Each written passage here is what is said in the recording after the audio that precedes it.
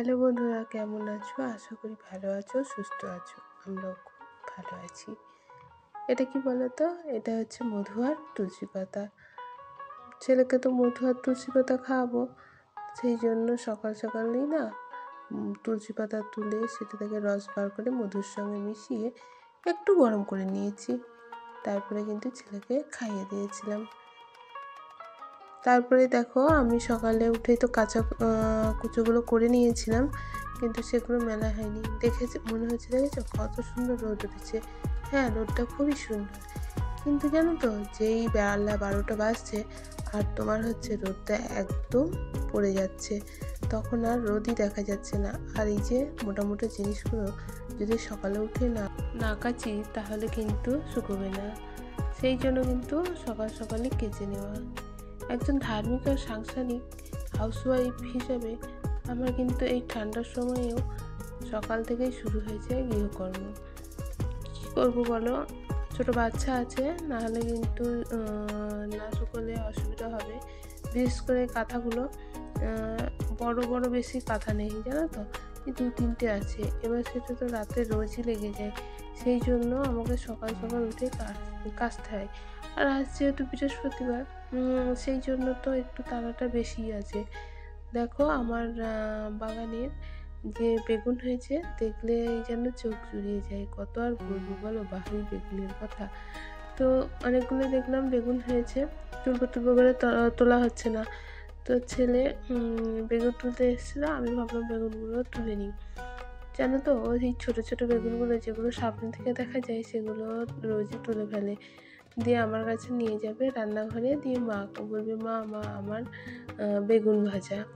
আমার ছেলে দেখছি একটু ভাজা ভুজাটা না খেতে চাইছে ভালোই, কিন্তু অন্যান্য কোনো খাবারের প্রতি সেই রকম কোনো ইচ্ছেই নেই।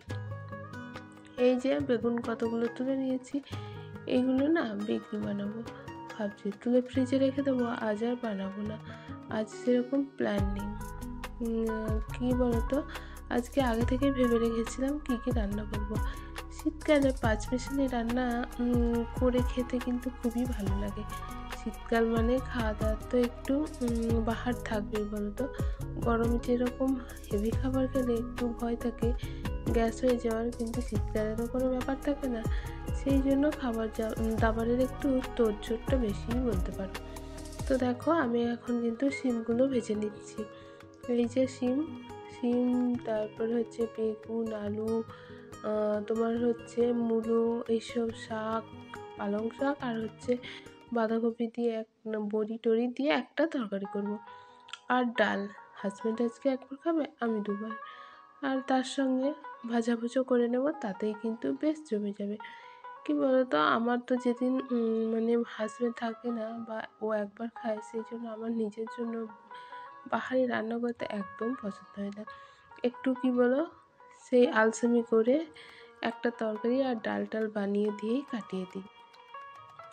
এতে আর কি হবে, এতে তো আমারই মানে খাওয়া কম হলো, কিন্তু হাজব্যান্ড থাকলে বেশ ভালো লাগে অনেকগুলো রান্না করতে।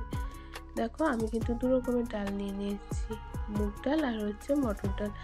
এই ডালটা মিশিয়ে এর সঙ্গে কিছু লাউ দিয়ে কিন্তু রান্নাটা করে নেব।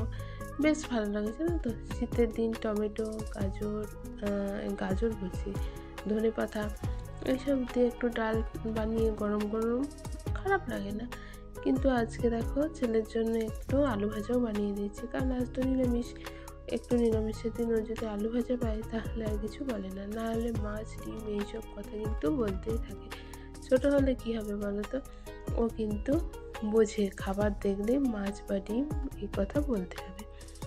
যাই হোক, রান্নাবান্না করছিলাম সেই মুহূর্তে কিন্তু দেখলাম হাজব্যান্ড জল নিয়ে এসেছে। মানে জলটা নেওয়া হয়নি, তো জল শেষ হয়ে গেছে। ও সেই জন্য বাড়ির কাছে আছে বাড়ি জলের, তো সেখান থেকে নিয়ে আসলো। আর এই যে আমার ছেলেকে দেখছো, হাজব্যান্ড থাকলে ও আর কাউকেই চায় না, অর্থাৎ ওর বাবাকে পেলে আর কিছুই চায় না। একটু দেখছি বাবা ভক্ত হয়েছে।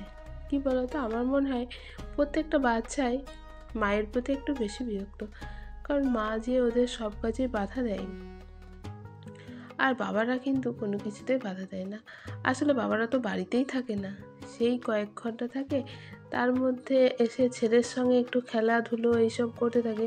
আর ছেলে যা করবি কর, ভাঙচোর যা করবি ওরা কিছুই বলে না। আর মা সবসময় তো এটা করিস না, ওটা করিস না, জোর করে খাওয়ানো, টাইম মতো ঘুম পাড়ানো, মানে ওরা ভাবে মা আমাকে সব কিছু জোর করেই করাচ্ছে। আর বাবা তো কিছুই বলছে না। সেই জন্য আমার মনে হয় প্রত্যেকটা বাচ্চাই একটু বাবা ভক্ত বেশি হয়, বিশেষ করে এই ছোটোবেলাতে। আমার ছেলেও কিন্তু তাই। তোর বাবা যখন সকালের দিকটাই থাকে তখন কিন্তু ও আর আমার দিকে যায়ও না, আর কি ঘরেই ওঠে না, ওই যে ওর বাবার কাছে কাছে পিছন পিছন এইরকম বেড়াবে। যাই হোক, দেখো আমি রান্নাবান্না কমপ্লিট করে নিয়েছি। আজ বৃহস্পতিবার, খাওয়া দাওয়া তো হয়নি, হাজব্যান্ড খেয়েছে, ছেলে খেয়েছে, দিয়ে আমি রান্নাঘরটা একটু ভালো করে পরিষ্কার করে নিলাম। কী বলো তো, অনেকদিন ভেবেছিলাম করব করব, মাঝে মধ্যেই তো করা হয়, কিন্তু এখন অনেক দিনই করা হয়নি। তারপরে মানে সময়ও পাচ্ছিলাম না ছোটো দিনের বেলায়, তো আজকে একটু পেলাম। আমি ভাবলাম আগে একটু পরিষ্কার করে নিই, তারপরে অন্য কাজ।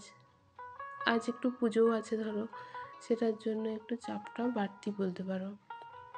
বৃহস্পতিবার, সোমবার এই দিনগুলোতে পুজোর চাপটা একটু বেশি থাকে।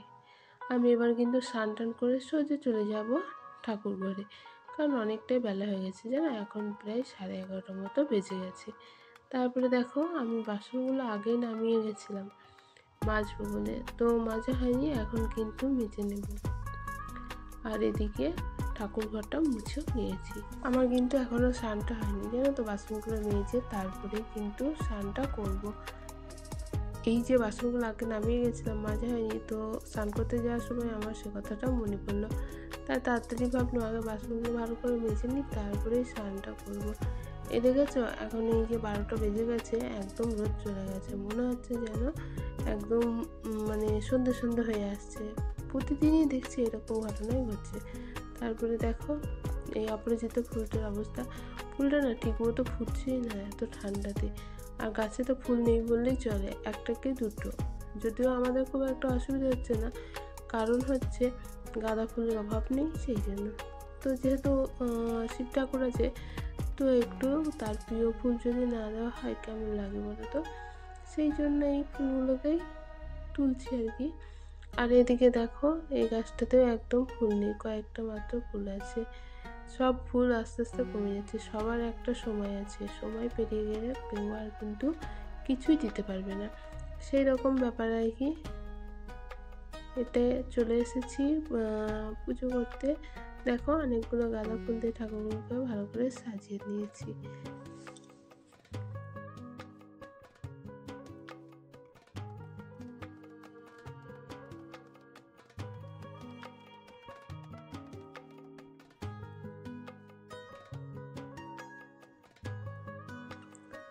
এটা দুপুরবেলার ব্লগ ছিল, তারপরে আর কোনো ব্লগ করিনি, একবারে তোমাদের সাথে চলে এসেছি সন্ধ্যেবেলায়।